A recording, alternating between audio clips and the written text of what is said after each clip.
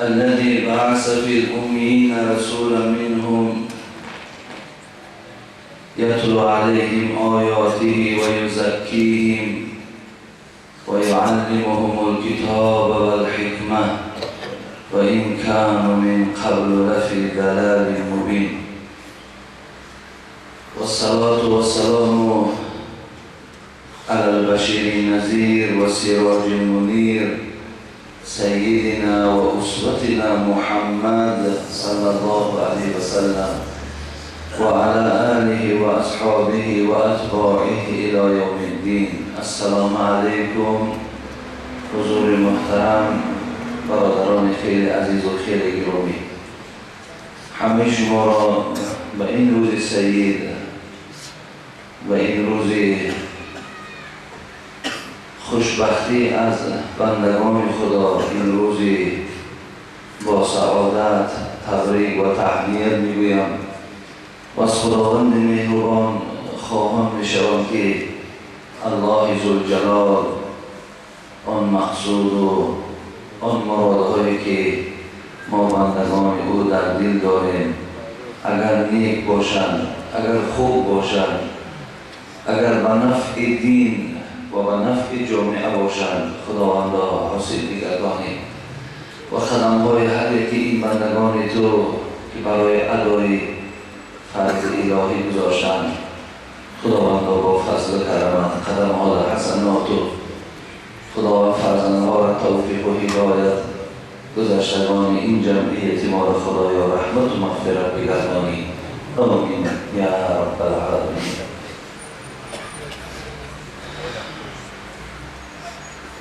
برادران عزیز و گرامی، من جمعه آینده خدا خواهد اطراف دروغ و عاقبت او، دروغ و بدبختی او، دروغ و جرم او انشاءالله صحبتی با شما میکنم. الحال که باشد من چند سوالهایی که در پیش دارم برای شما مختصرا جواب گرداندن میگیرم تا اونجایی شود. خدا خواهد برنامه جمعه آینده ما برای هر کدام شما معلوم باشد اگر خدا برای ما وقت و مهلت دهد. جاء رجل إلى رسول الله صلى الله عليه وسلم فقال يا رسول الله شهدت أن لا إله إلا الله وأنك رسول الله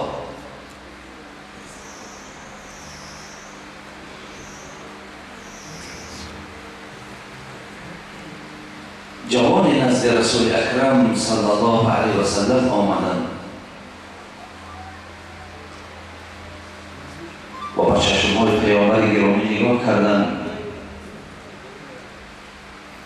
گفتی بزرگان ما خوشا چشمی که دیده در جهان روی محمد را، خوش به حال اون چشم‌ها، خوش به حال اون شخصیت‌ها که روی پیامبر را دیدن، چشم پیامبر را دیدن، جسد مبارک پیامبر را دیدن، در پهلوی ایشان نشستند.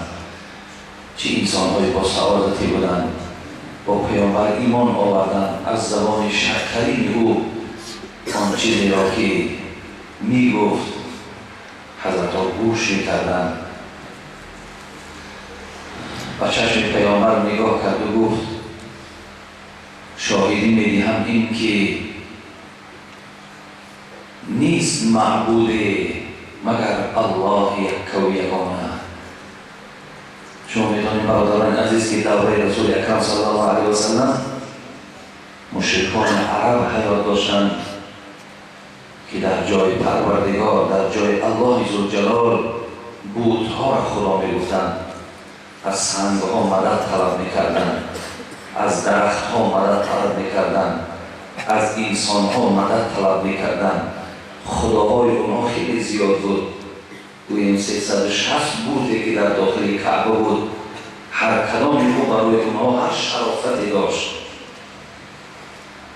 پس این جوان مثل جوانهای امروزه ما که خدای مهربان سفید اون جوانهایی که موحد هستند، صفی اون جوانهایی که الله ذوالجلال را شناختند، پیامبر را بر حق بودنش را قبول دارند، خوش به حالشان. خداوند ساعت به ساعت صفی ایشان را ظاهر بگردانید. شهیدت ان لا اله الا الله و انک رسول الله. پیامبر گرامی گفت من شخصیت خودم را برای تو معرفی کنم، من خودم را به تو شناس کنم. من گفتن جوانی هستم که گواهی میدهم که الله جل جلاله یک و یگانه است، ذاتی هست که بی نیاز است، ذاتی هست که فرزند و زن و خویش و کونیت ندارد، پیدایش او از خود ذات اوست، نیست معبودی و جز او ذات. و همچنان ای محبوب دلها، ای پیامبر گرامی، گواهی میدهم این که تو رسول خدا هستی، تو فرستاده پروردگار هستی، در اینم شاهدی میدهم. و صلیت الخمس، در برابر این که من شاهدی میدهم الله یک و یگانه است، محمد فرستاده خدا، پیامبر خدا، برگزیده خداست، بنده خداست، در برابر این پیامبر گرامی 5 وقت نمازم را میخوانم، 5 وقت نمازم را میخوانم. هیچ کار دنیای سد راهی عبادتی من نمی شود. مثل این روزه بعضی از بنده های خدایی که برای اندک دریافت کردن مال از دنیا یا برای خاطر کسی یا برای تنبلی و غفلت در نماز بی‌پروا هستند. این جواب گفتن من از جمله اونها نیستم. پیامبر وقتی نماز آمد من بی‌طاقت میشوم، نمازم را حتمی رفته با جماعت میخوانم. گواهی میدم الله یک و یگانه است، تو پیامبری او هستی. 5 وقت نمازم را در وقتش میخوانم و صمت الخمس میخوانم و صلیت الخمس، 5 وقت نماز را میخوانم و ادیت الزکات. پیامبر گرامی بازم این مالدار هستم، دلم به مالم نمیسوزد، شیطان مرا هیچ وقت وسواس کردن میتواند، از مال خودم با زکات جدا میکنم. امروز بنده‌های خدا مالدار شدن ولی ترسانچک شدن. امروز بنده‌های خدا صاحب 50,000 و 10,000 و 100,000 دلار شدن، ولی افسوس که خداوند یا افسوس که گوییم این جوان مردهای ما غیرت ادا کردن زکات ما را ندارند. بازم این زکات مال را ادا میکنند. و صوم تو رمضان، هر سالی که ماه رمضان بیاید روزه ماه مبارک را می‌دارم. چه شاهدی عجیبی دارم. در پیش پیامبر همه اصحاب نشسته، خدا یک و یگانه، پیامبر تو فرستاده خدا، 5 وقت نمازم را میخوانم، زکاتم را میدیم، از ماه مبارک رمضان روزه میدارم. فقال رسول الله، وقتی پیامبر گویم که این گفتار بنده خدا را که شنید، بعدا در بین مردم اعلام کرد من مات علی هذا كان مع النبیین و صدیقین و الشهداء یوم القیامه هكذا و نسب اصبعیه ما لم یعق والدیه.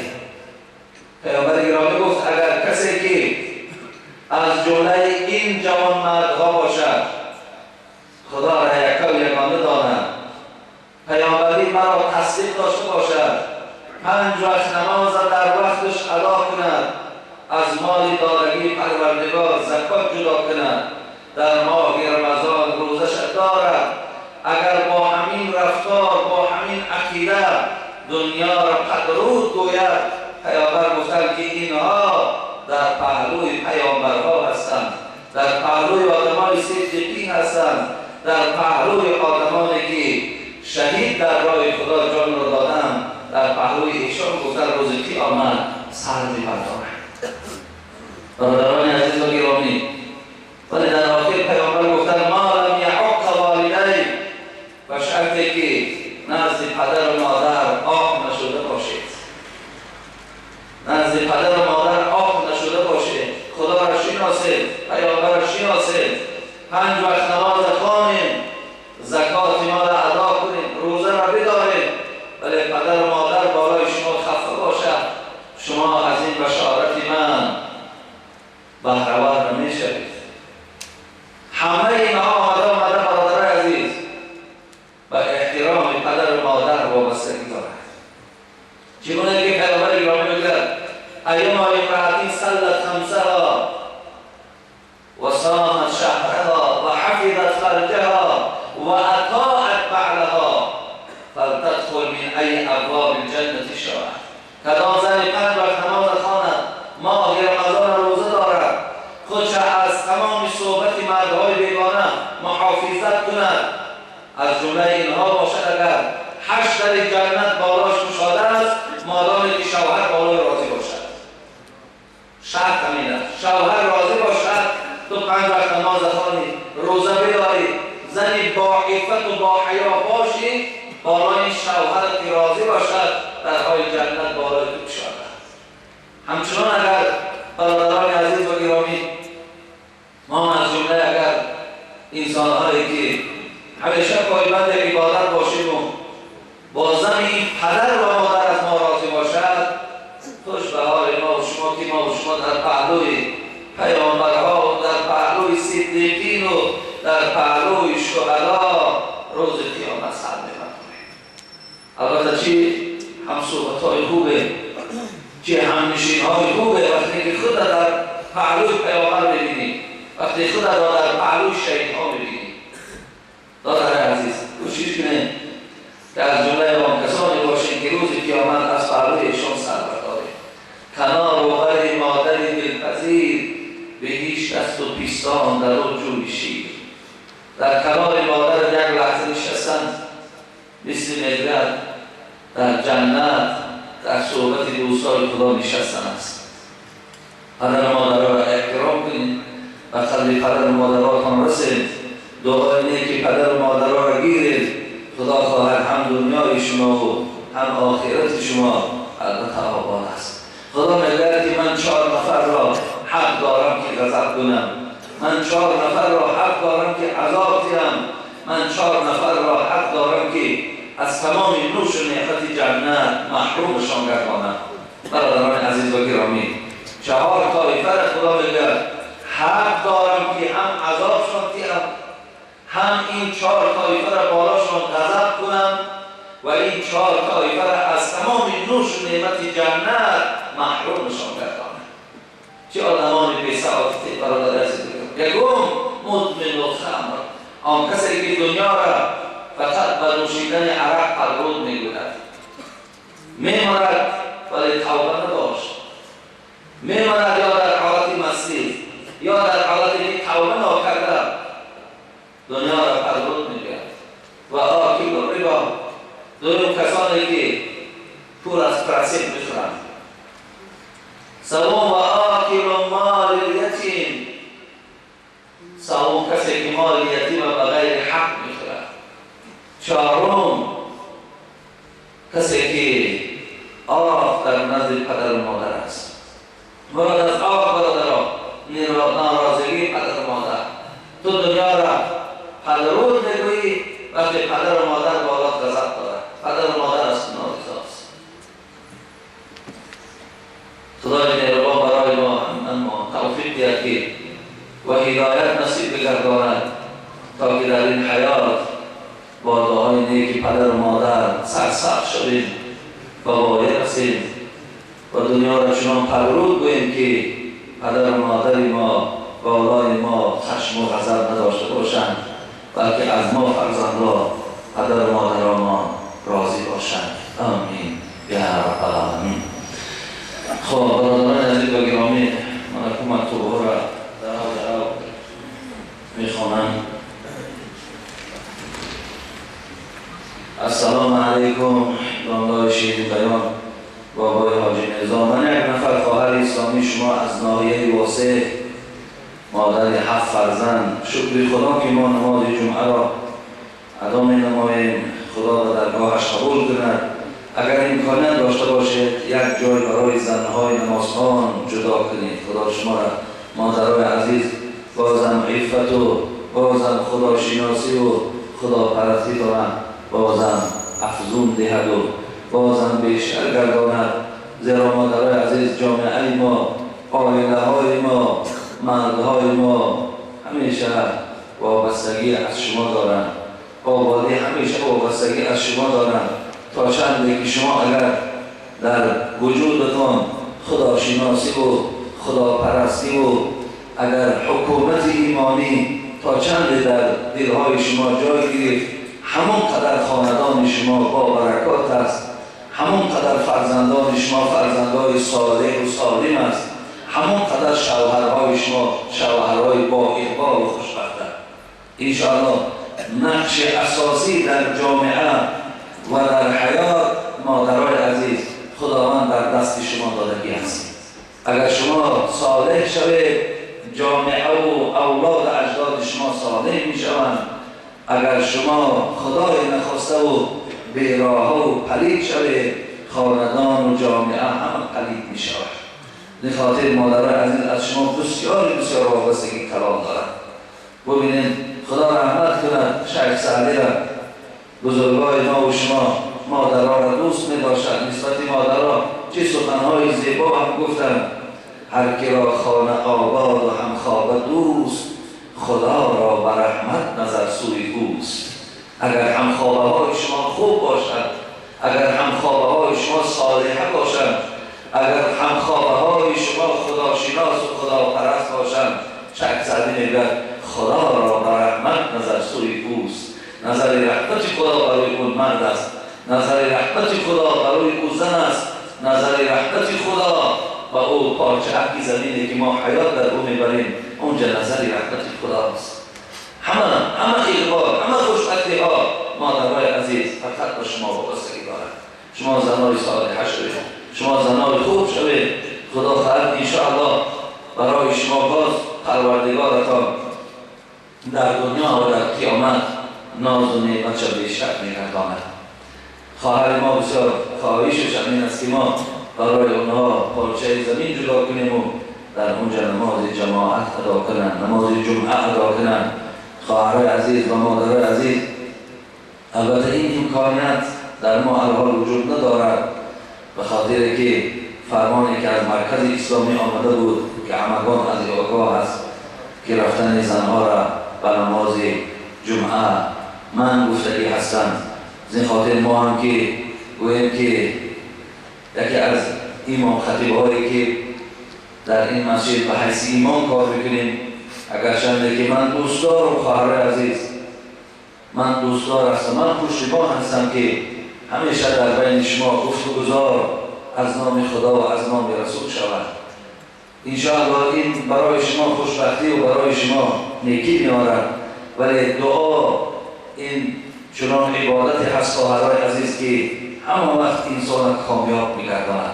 برای همین شما همیشه دعا کنید که خدای مهربان همون ساعت و همون وقتی را بیاورد که شما هم در نمازهای جمعه برای شما جا هم معیا شود، برای شما رخصت هم پیدا شود، برای شما همه امکانیت هم داده شود. ما دائم دعا بکنیم خواهرای عزیز، ولی شما همیشه دعا کنید خدا خواهد این خیر هم دنیا و هم آخرت همه ما و شما است. خواهدیم اگر رسم باشد و شستن از سر ساقط می شود یا به سوزانیدن. اصلا خود رسم دادرای عزیز چگونه که ما قبلا هم بیان میکردیم، خب اسراف نباشد، ضرورت باشد، باقی ندارد. ولی اگر اسراف باشد، البته در اسراف همه ما و شما میدانیم که وقتی انسان یک تنگه خود اگر در راه نادرست صرف کند، در هر یک تنگه خودش پیشگاه خدا جواب میگوید. در هر کار نادرستی که اگر انسان خراجات مالی کند، لیکن مادامی که شما اگر همون صورتهایی را که قبلا گرفتیم ولی الحال آگاه شدیم که همین صورتهای زیاد گرفتن هم معنی نداشته است، هیچ گوییم که خوبی نداشته است. شما میتونید اونها را در یک لطه پیچانید و در یک کنج خانه فرتوی نیستند.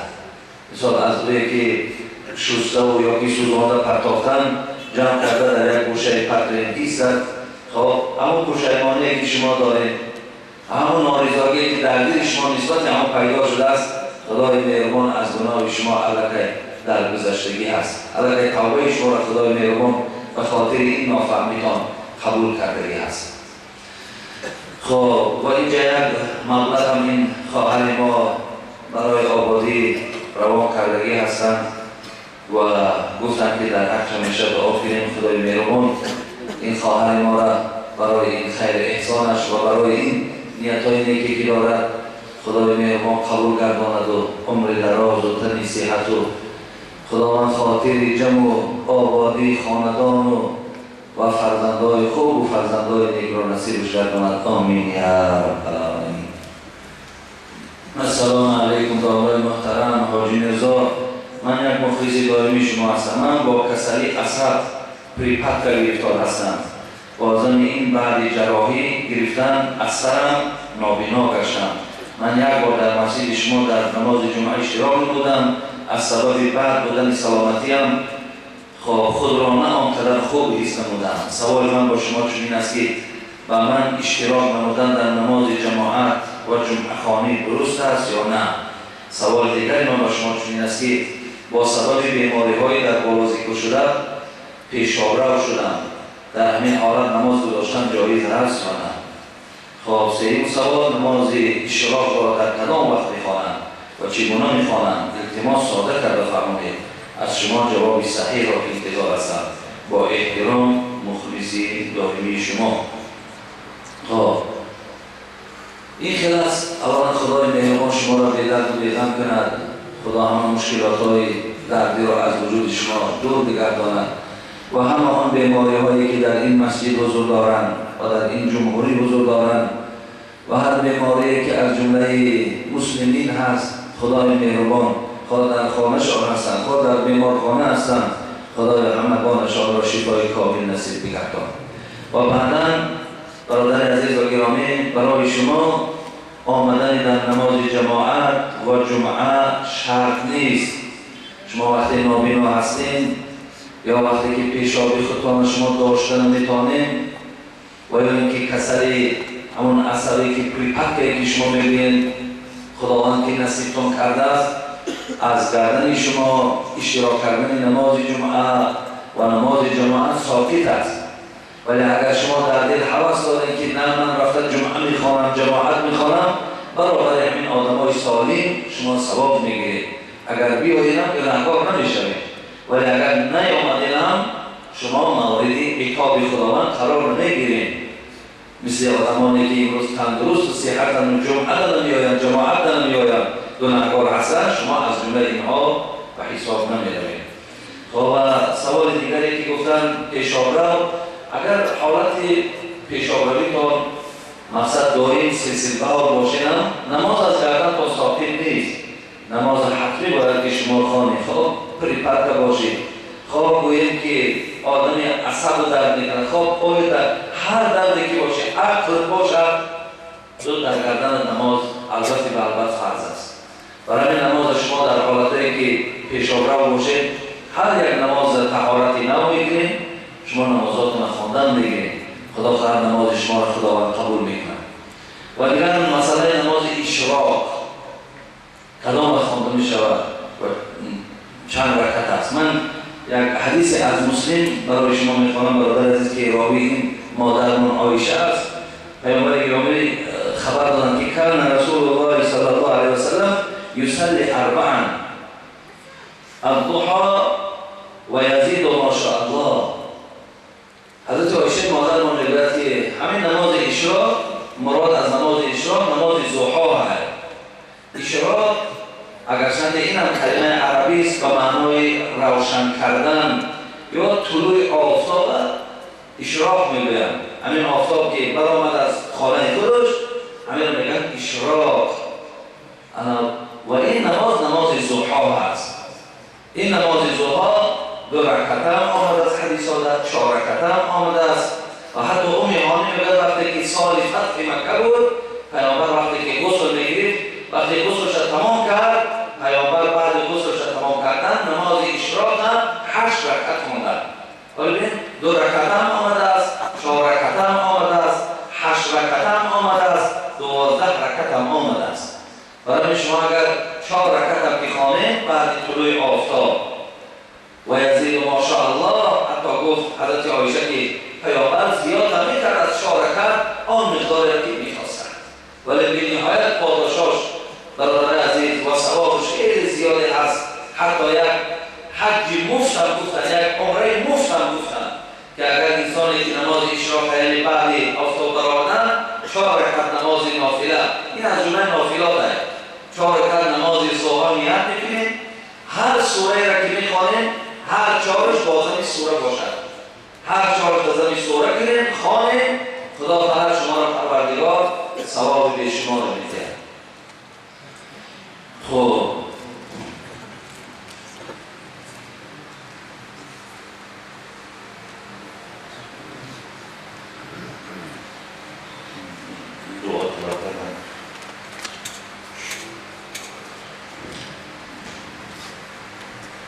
السلام علیکم دوستان محترم. آیا آب نکاح را قند انداخته شیرین میکنند؟ از نگاه اسلام چیزی دارد یا ندارد؟ ولی در نکاح ها وقتی که شما احمد الحمدلله که در نکاح ها اشتراک کردگین، آب میمانند، یک چینی در آب میمانند، باز یکان نان میمانند، یکان متریال میمانند. تا اینا عرف داره عزیز، اینا از نگاه اسلام گویم ضرورت دارند؟ نه، اینا عرف شده هستند.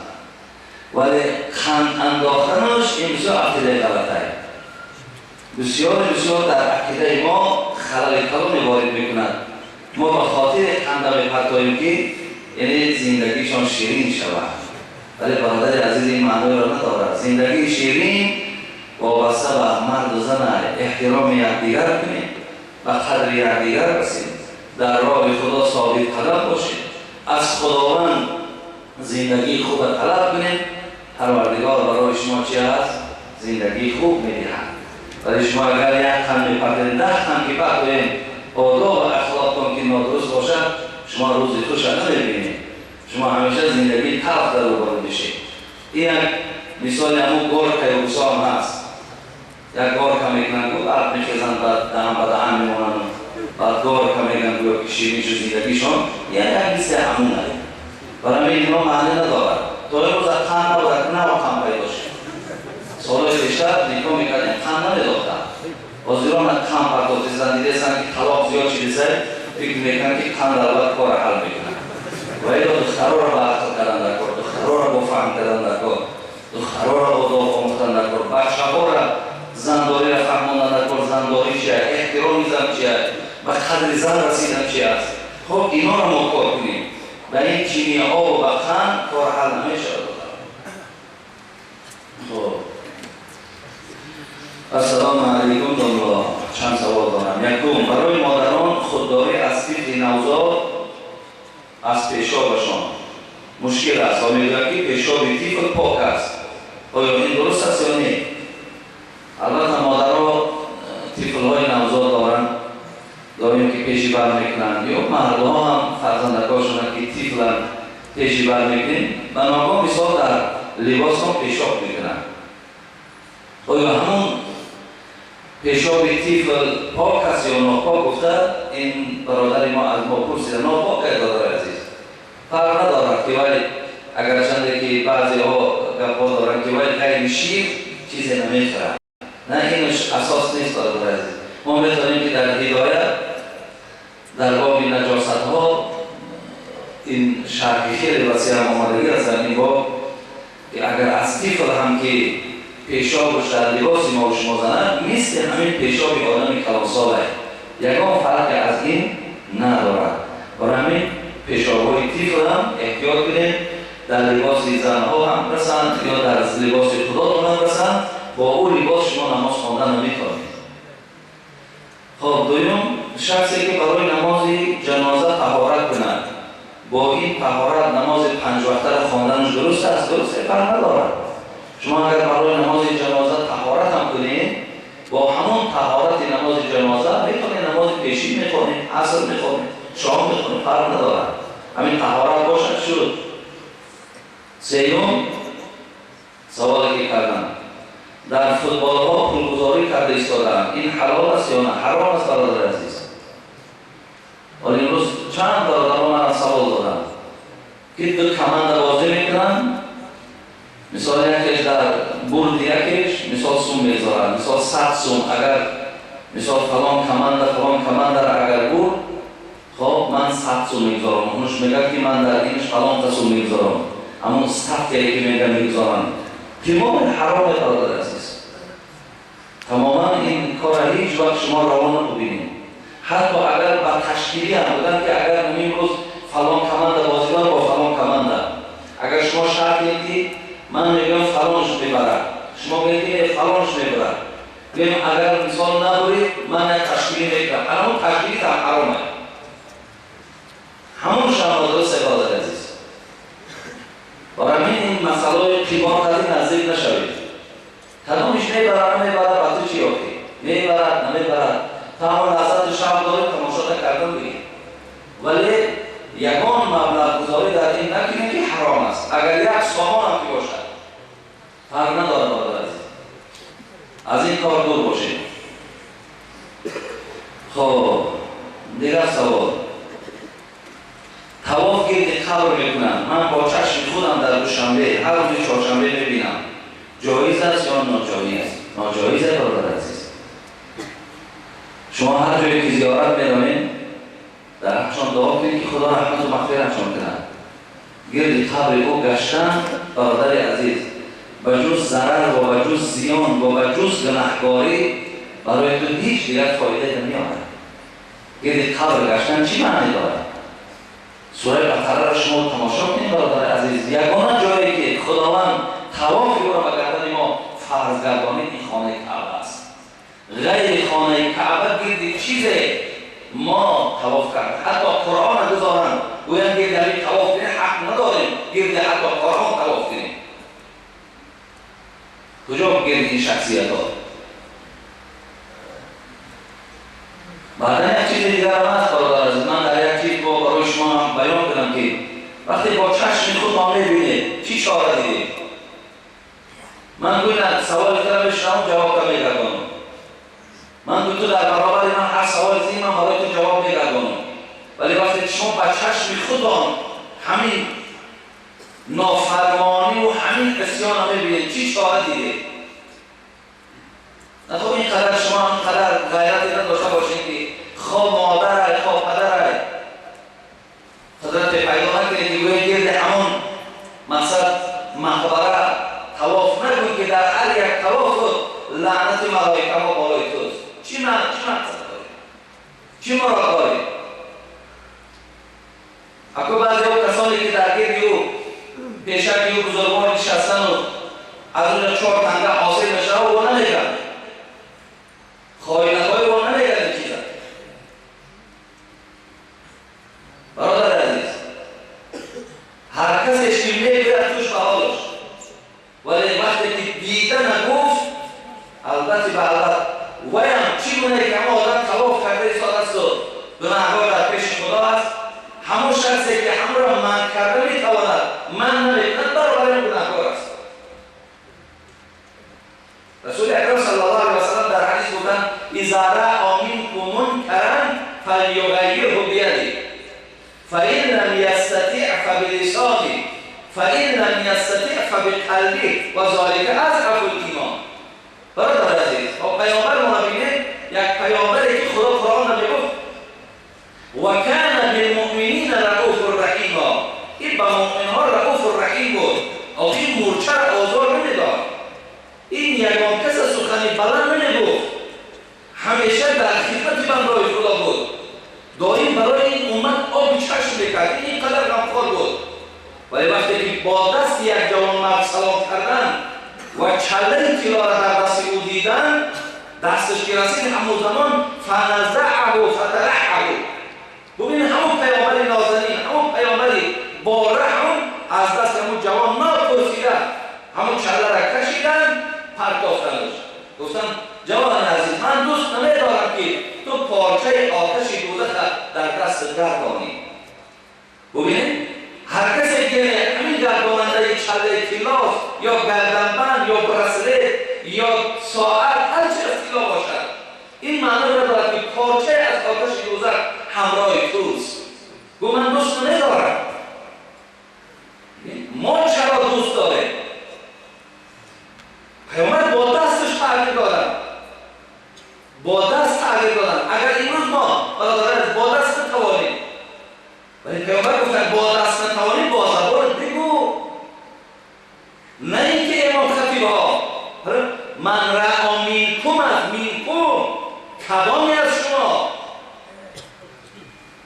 ببینید فرق ندارد، همه آدم را که از پیامبر کسی در کجای یک منکرات شرعی را دید همین قدر گویه از روی حساب برادر عزیز، از روی حساب هم قبول که همین کار نادرست است. اگرچه خود در کتاب هم ندید ولی از زبان ما شنیده باشم همون را در گوش رو بگو تو ثواب میگیری. پیامبر گفته که با دست نتوانستی، با زبان نگفتی، با دل همتا نگاه کردی و با دلت بدش دیدی، این نشانه اون است که تا حال ایمان تو ضعیف است، ایمان تو تا حال مکمل نشده است. ما باید بگیم آخر ولی چی پیامبر ایرانی کل الحق و این کان مرا، حق بگو اگرچه حق تلخ است. ولی من همین هم بگویم بسیاری از برادرهای ما که در همون گردای مقبرن از من مراضی میشود. شما فکر میکنید که همونا همون خرسندن، همونا مرابط میبینن. من جاهایی رفتم که در گرد مقبره خانه‌های بودن که ما را تکلیف کردن که من در تویشان اشتراک کنم، همون پیشوا نمادن آقی را نیاوردن اینجا. برای چی؟ برای که ما میگفتیم که شما اگر خیر احسان کننده هستید تو آدم بیچاره و ناتوان و دستگردن اونا را که این بزرگوارای ما از پشت شکم بزرگوار نشیدن. این دمکیره میخواد یک آدم یکی خرموشکش همونجا او را میخواد که من خلقویمو دیگران مثال پیش بو نرم، او را میخواد نمیخوادش. ولی من چی مجبور کرد؟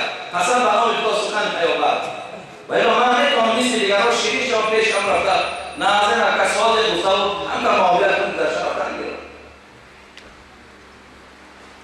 برای شما هم که دیگران باید گوه برادر عزیز، هر کاری را ببینید نادرست گوه نترسید، ثواب بگیرید با چشم خودت ببینید. چقدر کیلو نبود؟ خب چله مسئله بابی چله میگرد. چله که من گفتم مثال از طلا باشد و اگر از نطفه باشد ما حقی او را ملامت کردن داریم. بچه ها اگر در دستاشون چله نطفه هم که اندازن اگر خوبش ترک بشه، خوبش انداختنش نیست، ولی اگر میلش بسیار محبوبیت داری در این گناهکاری نداری، در این ما دلیل و حدیثان هم وجود داره. مثال چله نطفه‌گیر استفاده داریم ولی طلا استفاده نداریم. این جوانمردی هم نشان می‌دهد دادر عزیز. این خاصیت‌های بد هم داره. آدم تکبر می‌کنن. ولی ببینید یک نشانه شده که آدم تکبر می‌کنن. در از چله‌های کلام باور کنید همین دم به دم چله‌ش نشان می‌دهد. دم به دم. یا خود چله‌های با مثال او زمانه پیش نیست. خود چله‌های برآمده است که با نگیناش بریلیانتن. گویم که اون چله ارزش ممکن که $10,000 خب او را مغرور میکنند، او را تکبر میکنند، او را همین خیلی میسازد که تو از دیگران برتری، همچنان شیطان وسواس میکنند. دیگر یوسف خزالی میگه که یک بدی چله طلا در این است که اصلا طلا میگه این زیبایی است و زیبایی را خداوند برای زن دادگی است. میگه که آدم از طلا استفاده برد در وجودش همطریق میگه که میجازی زنانه پیدا بشود. خداوند میگه زن میجاز، آنها میگه زن میجازی در وجودش تاثیر میکنه. این یوسف خزالی گفته است در کتاب خودش.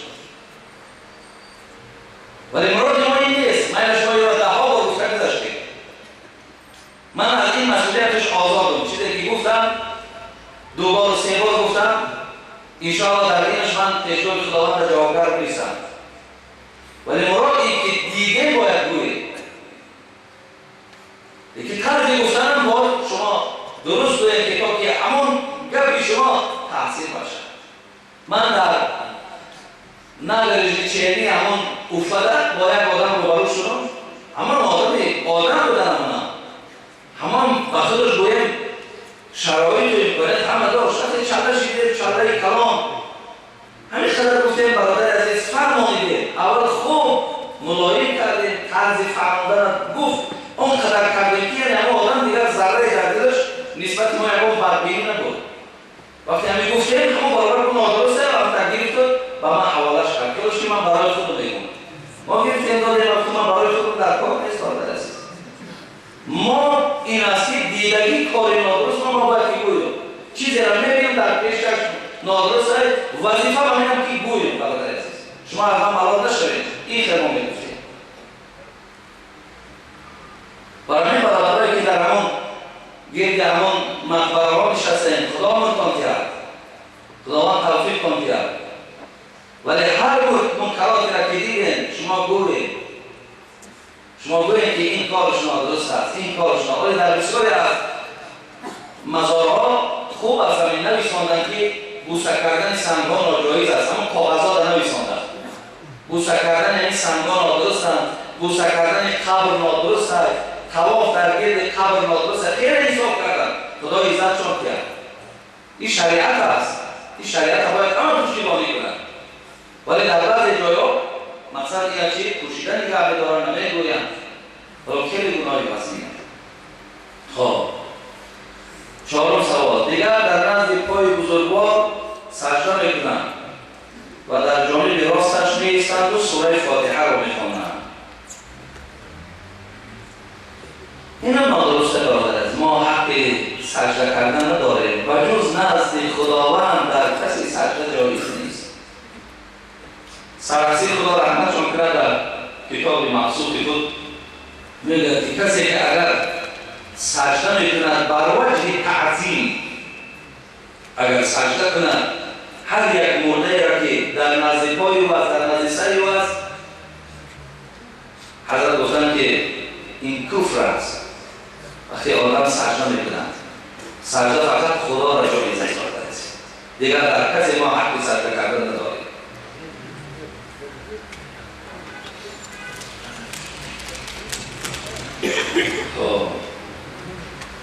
بابای حاجی یک سوال. ما یک گروه جوانان از شهر روسیه ببخشید بگویید که در دیگ گوشت خوب پخته باشند در آن دیگ اگر خوراک پسی بخوری جایز است یا نه؟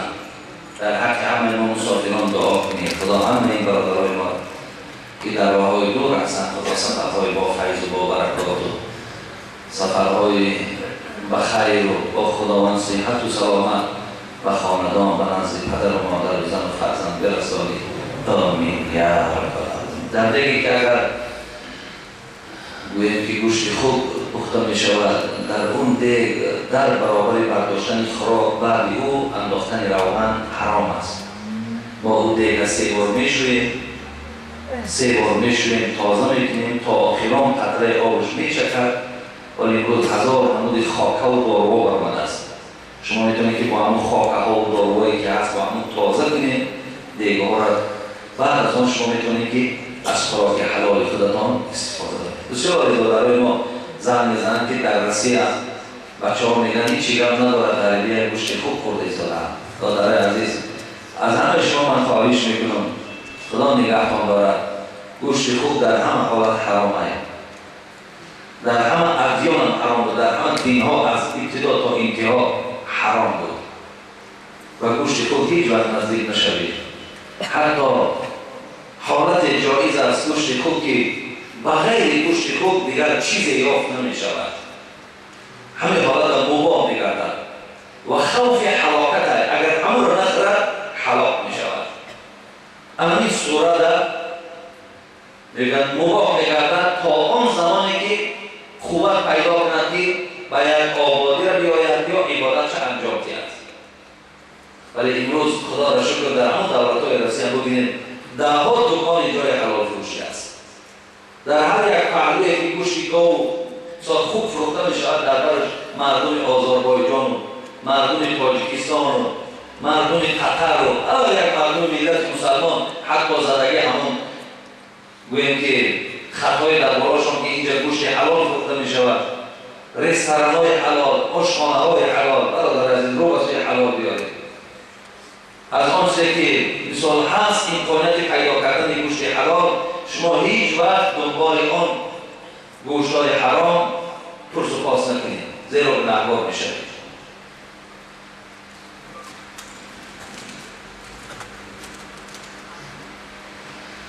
خب السلام علیکم بابای حاجی رضا، من مخلص شما از شهر نارک آمدم در ناحیه کلاب از طرف کارخانه آبی و کراهون یاردم فرستادم. بابای حاجی اگر کمک لازم شود من در خدمت. من با ماشین دولتی به ناحیه کلاب یاردم فرستادم از طرف کارخانه نارک ساز. من راننده افترکران هستم. نام من عبدالظاهر هست. خب 100 سامانی یاردم از طرف من بابای حاجی در حق ما دعا کنید. در امان خدا باشه. خدا شما را خیر احساناتون قبول و خدای مهربان این خیر احسانهایی که برای ضرر دیدگان این مردم کلاب آوردین خدا قبول بفرماید و همه مشکلات های این جامعه ما را خدای مهربان با فضل و کرم برداشت و بگردانید. آمین یا رب. خب السلام علیکم بابای محترم، من یکی از مخلصان شما امام خطیب مسجد یکی از دههای درواز شیخ الدین می باشم. قرآن و دیگر کتاب‌های دینی را تنها از کتاب‌های با خط کلیکی نوشته شده آموختم. 6 سال می‌شود که من امام خطیب مسجد دیها می باشم.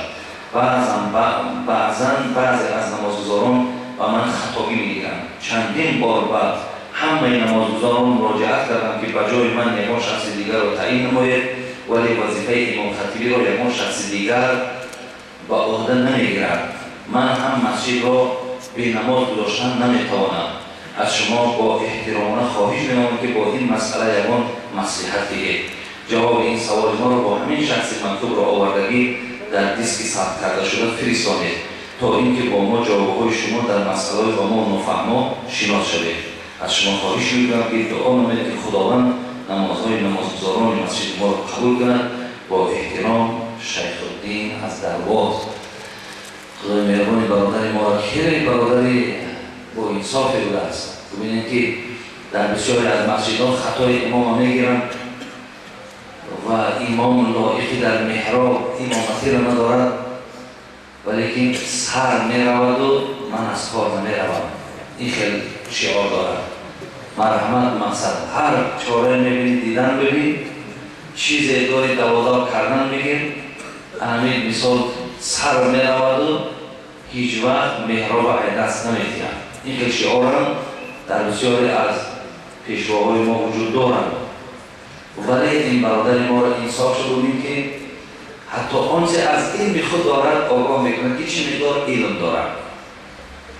و اگرچند که اینجا در یک کار است داده از شیخ الدین، شما از ما آدمایی که خطاگی شما را بگیرند، اگر اونا در اصل گویم دلسوز باشن و غمخوار باشن و علم داشته باشن، شما از اونا تعلیم گیرید و شرطی که اونها در این وظیفه کار کردن را نخواهند.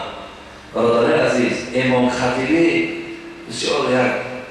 بسیار یک مسئولیت خیلی بلندی هست.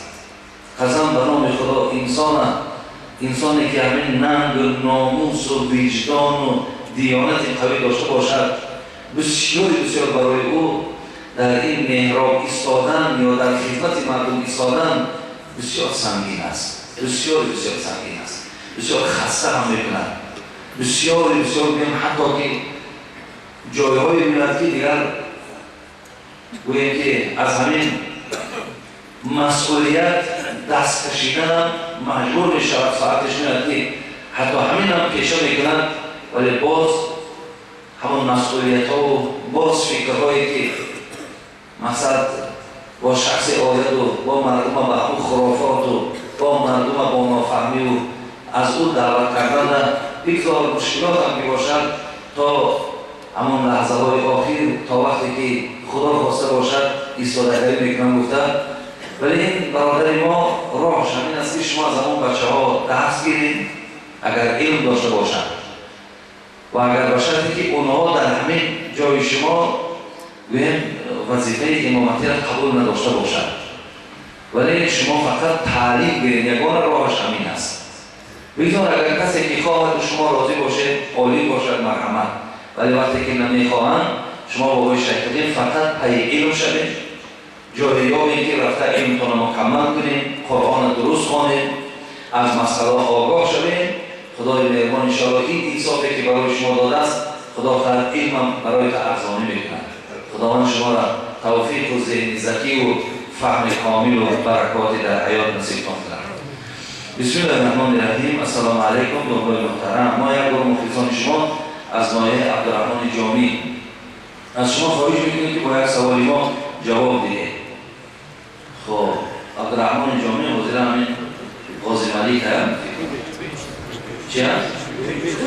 کویبیش رایان کویبیش و عبدالرحمن جامی غازی نامگذاریش است. خب یک چند مستفیدان ما گوش‌های ناشنوا دارند. اگر در وقت امر معروف کردن نمیشنوند برای آنها تصفیه زدن اجازت هست یا نه؟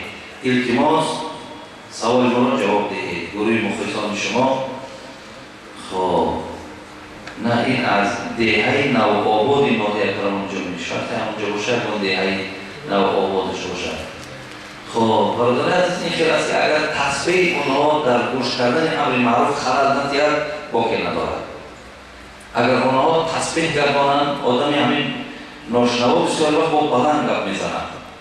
اگر وقتی همون تصفیه گردانید خلل نرسانند یکان باقی ندارد. بگذار آنها که نمیشنوند برای همون تصفیه گردانیشان با مفیدتر خوبتر است.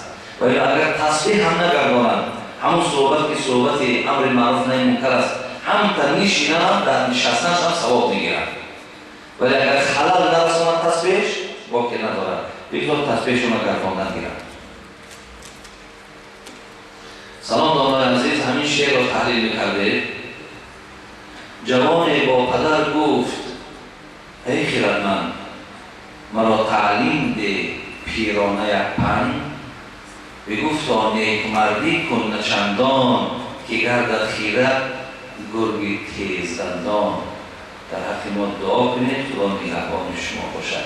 برادر عزیز این معنای این شعر مراد همه وقت انسان هر کاری را که میکنی خواه نیکی باشد خواه خیر باشد میانش اختیار کنید. میانه را چونه که آیات قرآن میگویند که مثل که در مردم ما میگویند که نه همچنان باشو نه مشنیدن نه همچنان، یعنی نه چنان باشه همه آنچه که داری تقسیم کن و نه چنان باشه که یگان چیزی را کسی نبیند، یعنی میانه باش. مراد از این مصرع شعری هم داده عزیز انسان باید در همه کار میانه را انتخاب کنند. بزرگوار دیگر میگفتند چون تیشه به سوی خود دائم متراش. انسان باید مثل تیشه نباشد. تیشه را دیدیم کارش که دائم چیزی که میزند همش پیشی خودش دارد. چون تیشه به سوی خود دائم متراش، چون رنده زی کار خود به بهره مباش. لیسه را کار دیدیم رنده را هرچی که مثال اگر لیسه میتند همون چیزی که پیدا بشه همش اون طرف بپرتاید، طرف خودش تماما نمیگیرد. تیشه طرف خودش میگیرد، رنده او طرف بپرتاید. حضرتان میگن پیوسته چو اره باش در عین معاش، گاه سوی خود میکش و گاهی میپاش. انسان باید از زندگی مثل چی باشد؟ اره باشد، هم او طرف هم این طرف. همین راه را اگر انسان اختیار کند هیچ وقت گوییم که در زندگی سختی بالای نه مثل تیشه میشیم نه مثل رنده. ما همیشه در حیات باید مثل اره باشیم.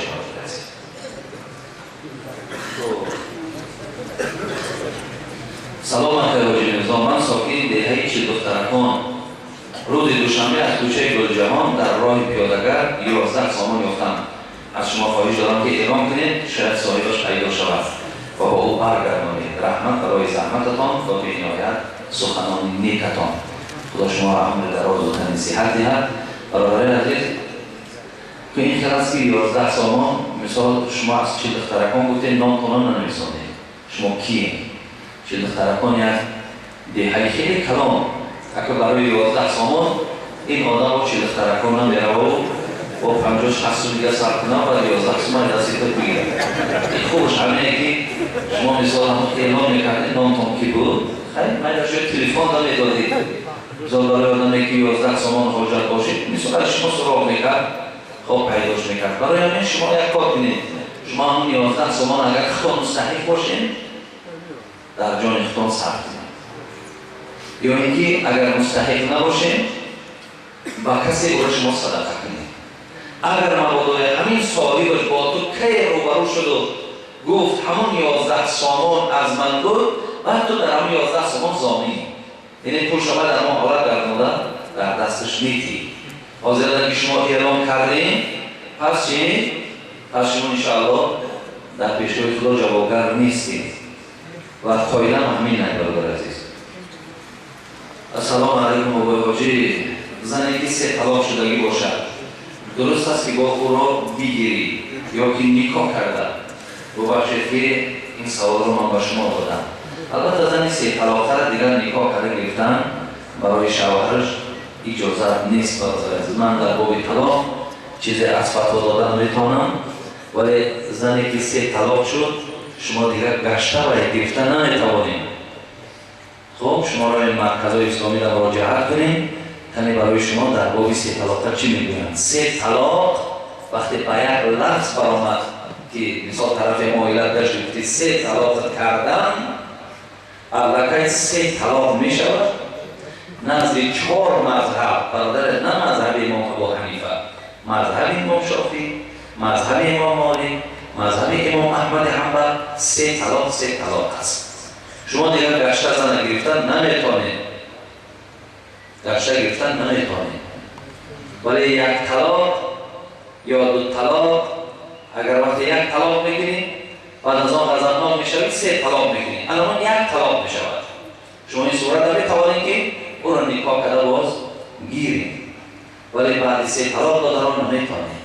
بسیار بدبختی است که امروز جوانان ما همین طرف از 3 طلاق آغاز میکنند.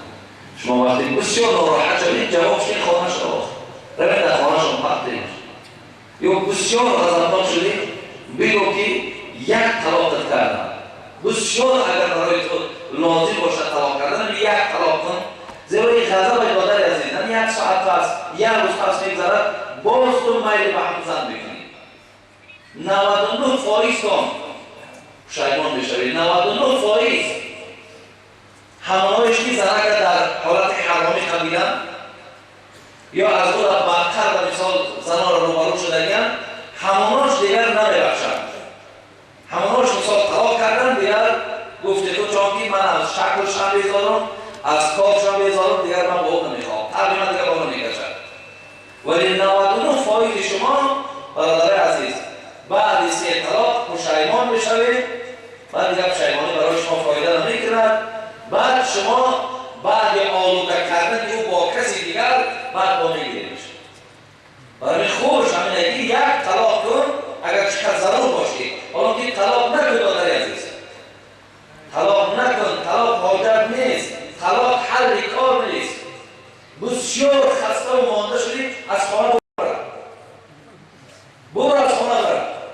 1 لحظه پانیسی و صابیگاه نیا نکنید طلاق. برادر عزیز این بخدا قصد خدمتی در دین نیست، ضرری در دینه. جواب عزیز فقط ضرر میاره، فقط بدبختی میاره. ابغض الحلال الی الله الطلاق است. ببینید بدترین حلال ها به سوی خدا طلاق است. بدترین حلال نکنید طلاق. اگر شما اخلاص محبت به سوی ما داشته باشید، ما را حرمت کنید. حالا که آنچه که من برای شما میگم قال الله میگم، قال رسول الله میگم، از عقل ما عقل گرایی بکردم. برای شما توصیه میکنم برادر عزیز، زناتون دوست دارید، زناتون حرمت کنید، به قدر زناتون رسید. آخر زنا را امروز ببینید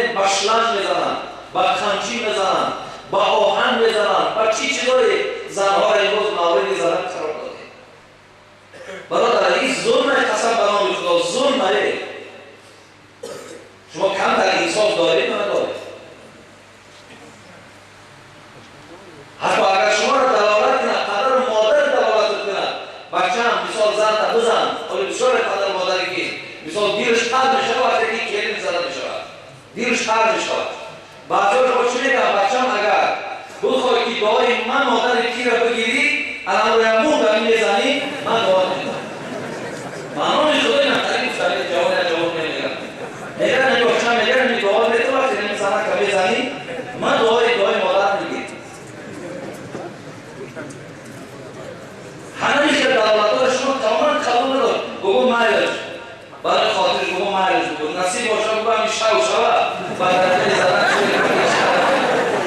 مایلش بگو هم مادر در خرسان اکتر دیگر چیزش نکرد برای بسیار خطاب بدبختی داده برد هیچ وقت شما مهربانی کنید دوستداریشان کنید حرمتشان کنید خیلی زنتان رفتید خداوند شما را عاشقانه بالمعروف کرد شما زناتون زندگی خوب کنید زندگی نکنید دوستداری کنید حرمت کنید خب ولی ببینید شما با اگر انسان چی گونه که با پدر مادر شب دست دراز میکنه سلام میکنه میگه السلام علیکم پدر بزرگوار یا مادر دلسوز همین دست به مادرش یا پدرش بوسه میکنه ولی دستاشون از یکدیگر جدا نشد که خداوند گناه همون فرزند نمیبخشد به خاطر اینکه دست به پدر بوسه کرد دست به مادرش بوسه کرد یا دست دراز کرد با مادر و یک سلام خود همین حالت اگر انسان در زن کند پیامبر گفتن اگر دست در دست زن گذاری و مثال السلام علیکم و رحمت الله و برکاته بگوی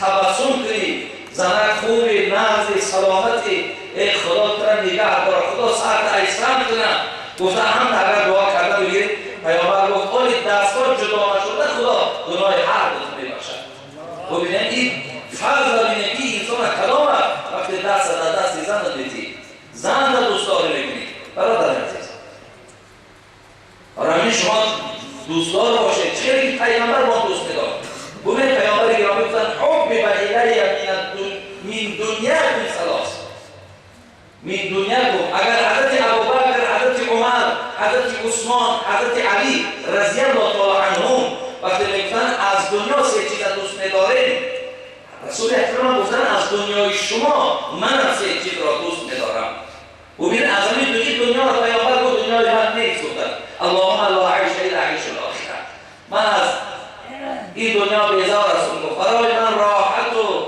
برای من سعادت اون دنیا در کار است گفتن ولی از همین دنیای شما گفتن سه چیز را دوست ندارم یکم چیزی که گفتن چی بود زن گفتن زن را دوست ندارم خب برادر عزیز دوست داشتن پیامبر زن هم این معنی داره که کی زن باید دوست داره و دوست داری هم هست آخه گویم که مجبور کنن نه اما حق دوست داری هم داره آخه چقدر خدمت‌های شایسته است جانب زن در مردم میشه یک بار بابا دیگه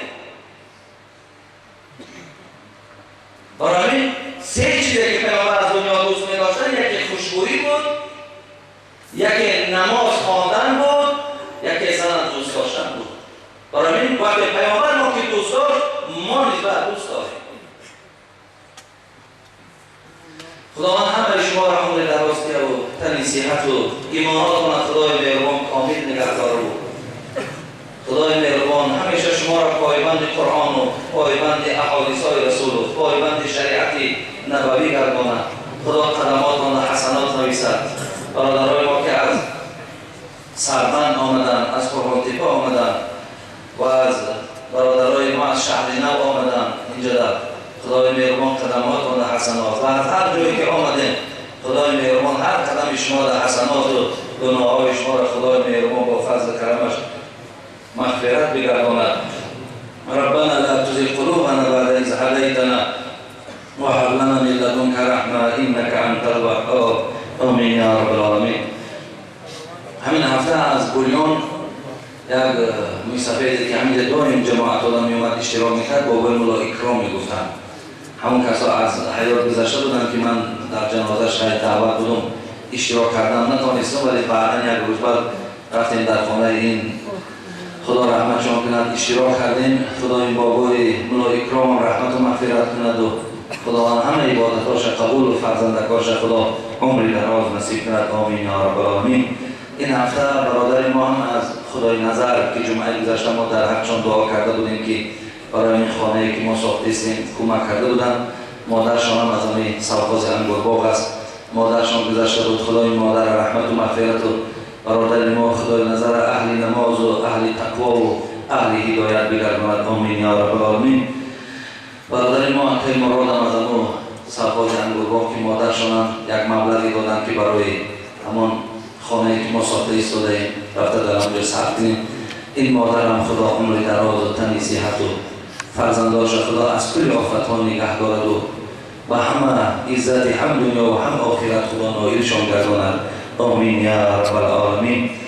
خب در حق مادر حاجی بازارعلی که بیمار است دعا کنید. خدا این مادر شفای کامل و شفای عاجل دهد. در حق کسانی که در ساختمان خانه مسجد میکردگی کمک میکنند خدا عزت کند دنیا و آخرت را بلند بگرداند.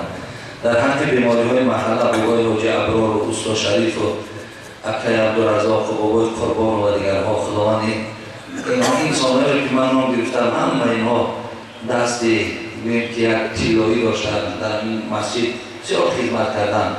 همه اینها بیمار خواب هستند. خدای مهربان شفای کامل و خداوند خاتمه هاشون را به خیر بگرداند. آمین یا رب العالمین. خب برادران از رسی دعا خواستند در چون دعا کردیم. برادران در بیمارخانه کسلی دارند.